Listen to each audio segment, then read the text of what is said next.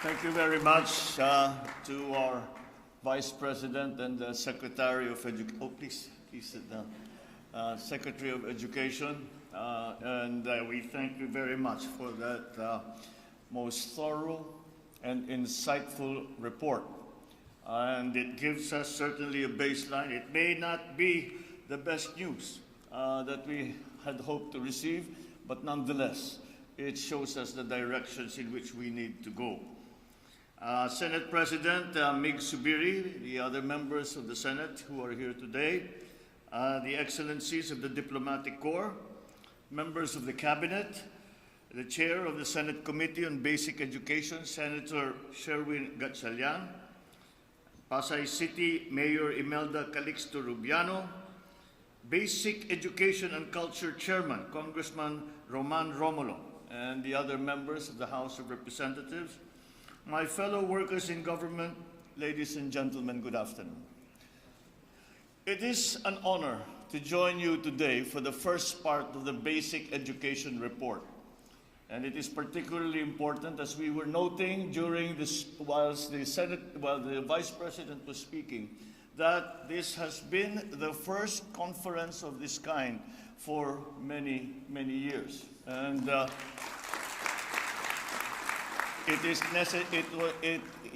we deem it absolutely necessary that we have such consultations for the simple reason that we all know, must know the situation that we face and the many problems that we need to solve. And only again by working together can we get that job done. But at least the Department of Education, the Secretary in Daisara, our Vice President, has provided us with this starting point. And it is now up to us to take that starting point, go from that starting point, and to all of the programs that we hope to implement in the very near future for our children. I think that if there is one thing that we took from the comments of the Secretary, Vice President in Daisara, is that the Filipino is better than this. The children are better than this. And we cannot fail them. And that is the main motivation that we should keep in our hearts. We have failed them. We have to admit that. We have failed our children. And let us not keep failing them anymore. Otherwise, we will not allow them to become the great Filipinos that we know they can be. They will not become the great Filipinos that will be recognized not only by their fellow Filipinos, but many people around the world. And thus, it once again reminds us that education is the most valuable service that the government can give to its citizens. If there is nothing else, after preservation of life and limb, education comes next. And with that, with a well-trained populace, with a well-trained and highly experienced workforce, then everything follows. The Philippines will succeed. So we in the administration recognize the challenges and issues facing our education sector, all of which must be confronted with an open mind and compassion for those who might have fallen behind over the past few years.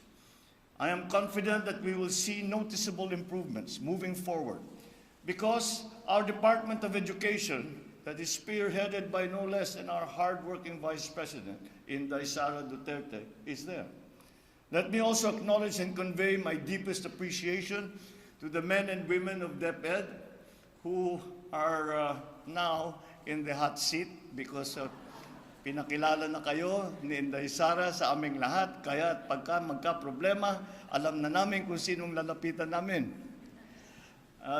But all of you, the associations in the country, policymakers, the development partners, and all stakeholders for your collective efforts and commitment to pursuing quality education for all. I am pleased to see that you have gathered here for this very important event for the benefit of our learners. Your attendance is a manifestation that addressing our educational challenges requires not only a multifaceted approach, but also the active participation of all. It is my hope that my being here signals this administration's determination and commitment to bridge the gaps that currently exist in the education sector. Indeed, strengthening our education system warrants a whole of government, whole of society approach with the highest degree of proactivity, motivation, and perseverance. As our nation recovers and bounces back from the losses and adverse effects caused by COVID-19, we must now move full speed to equip our learners and educators with the capacity and tools they need to meet the challenges and opportunities we have in front of us. As many of you know, I have been traveling around and trying to bring to the consciousness of our friends and partners around the world of the potentialities of the Filipino worker and of the Philippines. And at every juncture, I am confronted by the challenge of that the central key to success is going to upskill and reskill our workforce.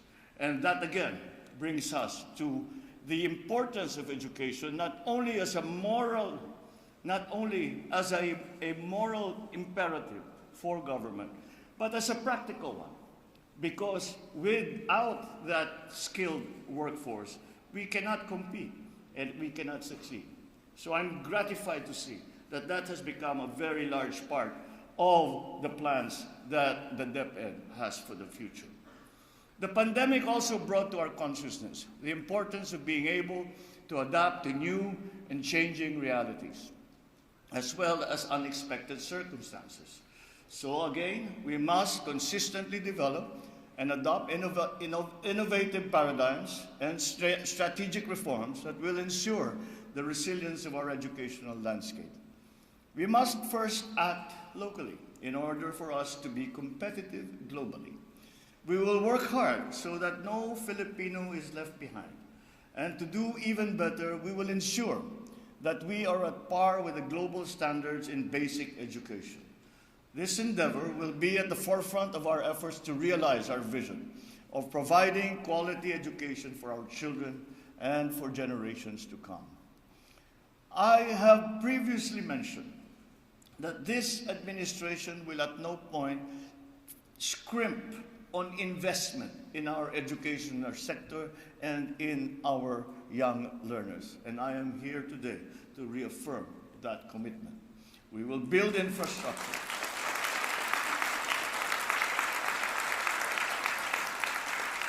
We will build infrastructure that will provide our learners, teachers, and the entire academic sector with a healthy and safe environment that is conducive to learning. We will also invest in our teachers. As we all know, that is part of our improving our educational system. If you saw the Senate President and myself talking earlier, we are already planning on how we get the school building program off the ground so that these deficiencies that we saw in the report will somehow be mitigated.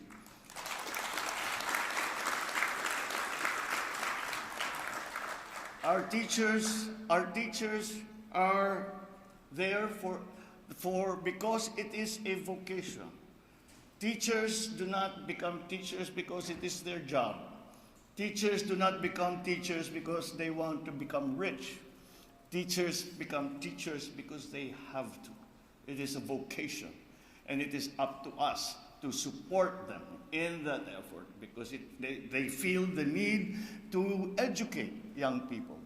And we are blessed that we have such teachers, and we should hold them close and do all we can to support them so that they can do to the best of their ability what they have pledged to do. So we invest in our teachers. We will offer them multiple opportunities that meet both their personal and professional needs.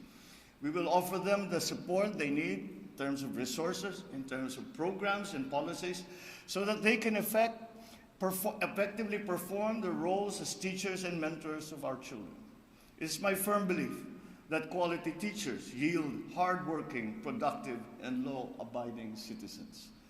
We will also invest in our learners by giving them the right tools and mechanisms that they need in their day-to-day schooling. Let us take advantage of the new technologies and innovations that will provide them convenience and efficiency in their pursuit of learning.